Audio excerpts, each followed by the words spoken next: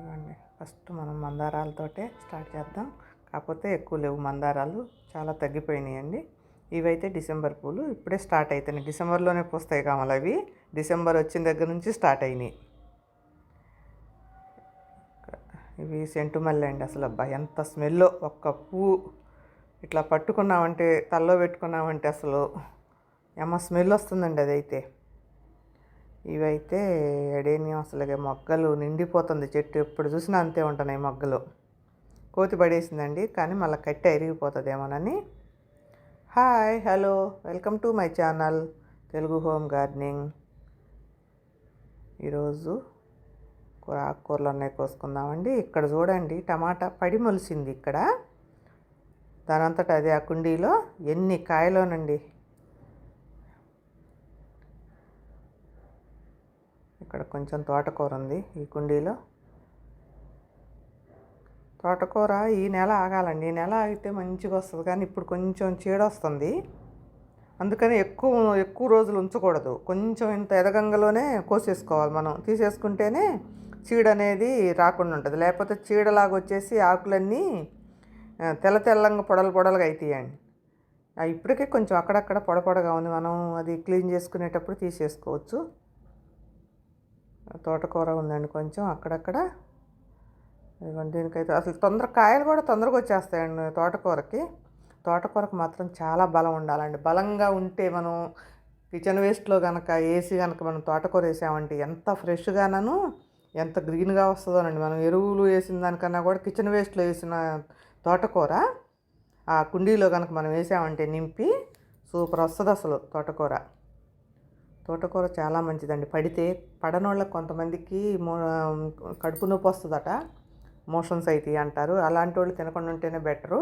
కాకపోతే పడితే కనుక బీపీ అది ఉండేవాళ్ళు మాత్రం బాగా కంట్రోల్లో ఉంటుందండి. తోటకూర పల్లీలు వేసి ఫ్రై చేసుకొని కనుక మనం వట్టి కూర అయినా తినొచ్చండి. అది అలా తింటే కనుక పడితే బీపీ చాలా కంట్రోల్లో ఉంటుంది.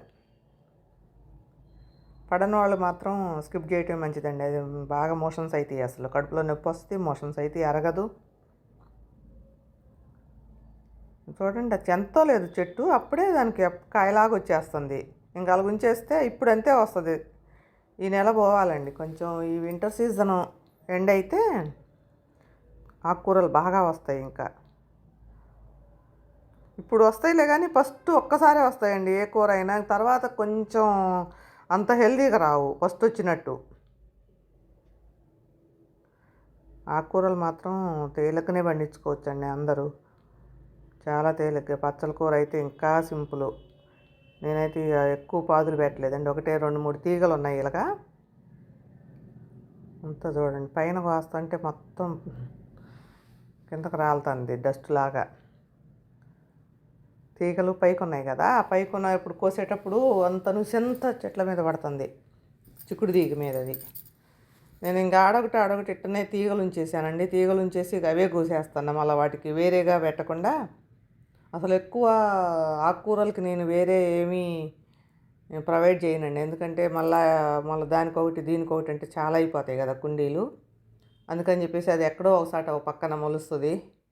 ఆ మొలిసిందే మనకు సరిపోతుంటుందండి. ఊరికి మనం తీసేసుకొని మళ్ళీ అక్కడక్కడ కొంచెం తోటకూర గింజలు మన గార్డెన్లో ఆడరండి చల్లేసినా సరే అసలు ఆ గాలికే వచ్చి మొలుస్తూనే ఉంటాయండి మనం వేయకుండానే.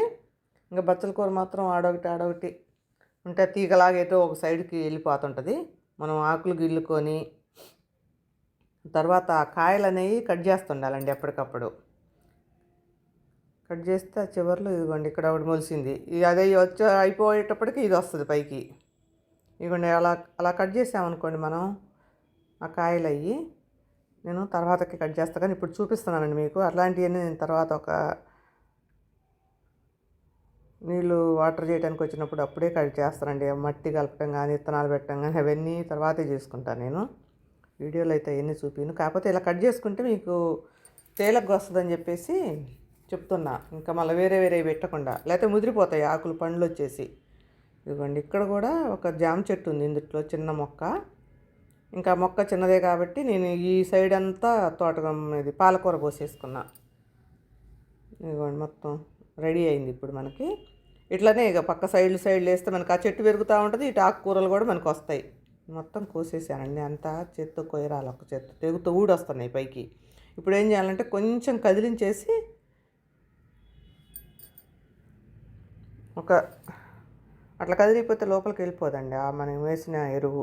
ఎప్పుడైనా సరే ఆకుకూరలు కట్ చేసుకోగానే 2 గుప్పలు అట్లా ఏది ఉంటే అది మన దగ్గర, ఎరువు ఉంటే ఎరువు, ఎక్కువ ఆకుకూరలకి నైట్రోజన్ ఎక్కువ ఉంటే మంచి గ్రీనరీగా వస్తాయండి. 2 గుప్పెళ్ళు అయితే నేను దగ్గర వర్మీ కంపోస్ట్ ఉంది, 2 గుప్పెళ్ళు వేస్తాను. మళ్ళీ మనకు కంపల్సరీ అట్లా చల్లేసుకున్నాం అనుకోండి, మనం 10 రోజుల్లోనే మళ్ళీ రెడీ అయిపోతుంది.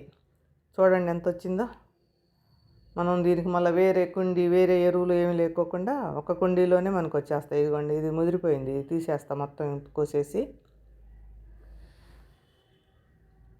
తర్వాత కోసేస్తా. ఇక్కడ చూడండి, ఇక్కడ కూడా చెట్టులోనే మెంతికూర పోసా. ఇప్పుడు దీన్ని నేను నాకు అవసరమైనంత వరకు ఇప్పుడు కోసేస్తా, పీకేస్తానండి మొత్తం.